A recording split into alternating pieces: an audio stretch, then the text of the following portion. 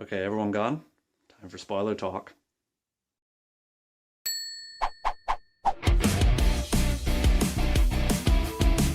Okay, yes, the movie's totally going around in circles. It's A New Hope all over again. There are shots that are almost identical. There's a point where homage just becomes fan service. It doesn't feel like that in this movie, though. This movie does it in a way where you're excited to see it again. So Rey, a girl who's never left Jakku, sure does hop a lot of planets in this movie in a short time. And running right into Finn and even BB-8 is so coincidental. But movies are built on coincidence. We wouldn't have a movie if this person didn't run into this person at the right time to save this person. So as much as people are going to complain about coincidence, you just gotta tell them they happen.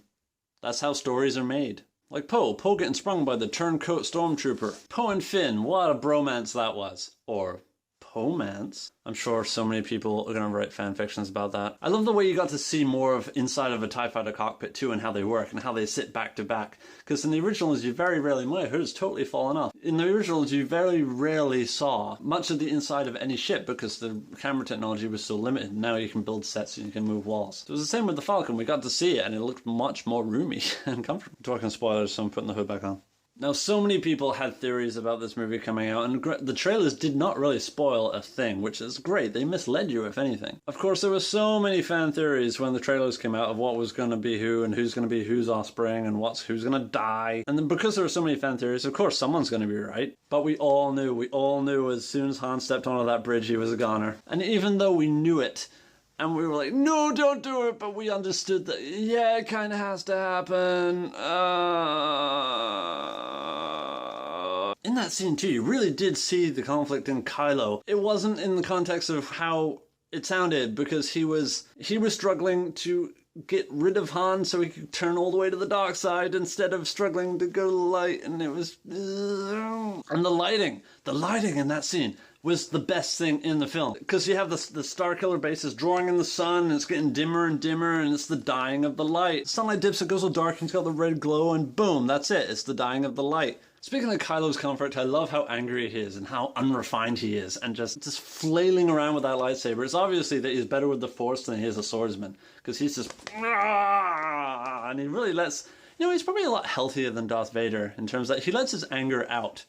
And on consoles too, and not on people. I kind of respect that. I mean, it's best to have a workforce who's not constantly afraid that they're going to get stabbed with red lasers. That was another great bit when the Stormtroopers like, oh, he's having a tantrum, and walked away. The Stormtroopers too, they have so much more personality in this one. Even through the helmets, you can tell what they're thinking. And I like the fact that they're not clones. They're back to the original Star Wars where they're kind of recruited. And you had girl voices too in the Stormtroopers. They recruit women, obviously because they're led by Captain Phasma, who's a woman. But regardless, they all had a personality in this one, and they were capable. They could shoot worth a damn. And the one on the planet that fought Finn with the whole like swirly electro stick. That was awesome. I respect that guy. He stood up and was like, and he was kicking Finn's ass until he got shot by a bowcaster. What was the deal with R2-D2 and the map? Why did he have the map? How did he get the map? Why is there even a map? That whole part of the movie, I don't get. I don't understand. Also, regarding Luke's lightsaber, has anyone else noticed that that is his original lightsaber? His blue one that he lost on Bespin?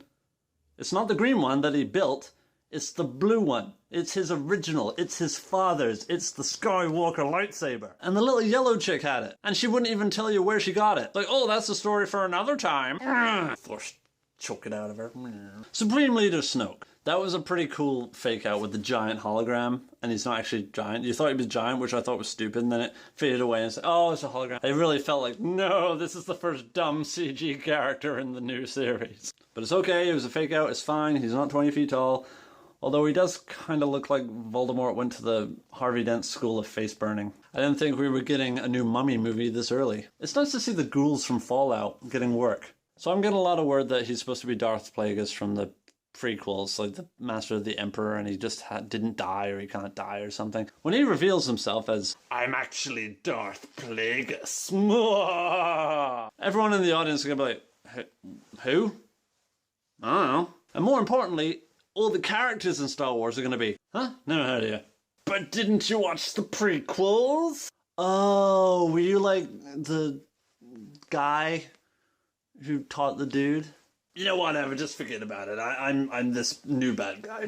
See, it just doesn't matter. Any of the characters in it aren't going to know who he is, because they weren't around in the prequels. They don't know the Emperor's story. They don't barely remember the friggin' Jedi. Speaking of Jedi, we got Rey, who's a Jedi, who everyone kind of knew that. She learned her Force powers really quick, but I'm not going to complain.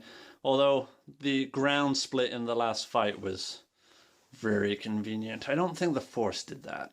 That was more like a squadron of X-Wing fighters did that. Although I am kind of annoyed that Starkiller Base got blown up. That's too much like the original. You think they could have just disabled it by blowing up the thing instead of the whole planet destroying? I would much rather have had that disabled. Like for that one shot was disabled, and so it was still out there and it was still a threat. And they had a little window of time while they were repairing it that they could do something else. Now we might get another one built and we'll have 4 Death Stars. And look, we finally end the movie with Luke standing on his widow's watch. I didn't quite get that. I still don't get why they didn't fly the Falcon off and let Rey off at the top instead of making her walk up all those steps. But I guess it's the hero's journey, right? Like the walk up the steps of enlightenment. Anyway, we finally got to see Mark Hamill, and it's great to see Mark Hamill again. He looked like the old wise Jedi Master now, in seclusion like Ben Kenobi, hermiting himself away because of what happened with Kylo and the Knights. And when he saw that lightsaber, like I said, the Skywalker lightsaber, the what was his father's that he lost on Bespin, that's why he looks so emote. Anyway, I've talked for too long. Just go see the movie, you're gonna love it. I have no complaints. It left me wanting to see more, which is exactly what it should have done, even though I shouldn't have planned on it, but it still accomplished it. Thanks for watching, and you will subscribe. Cheers. This thing looks more like a Jawa close up. Whootity!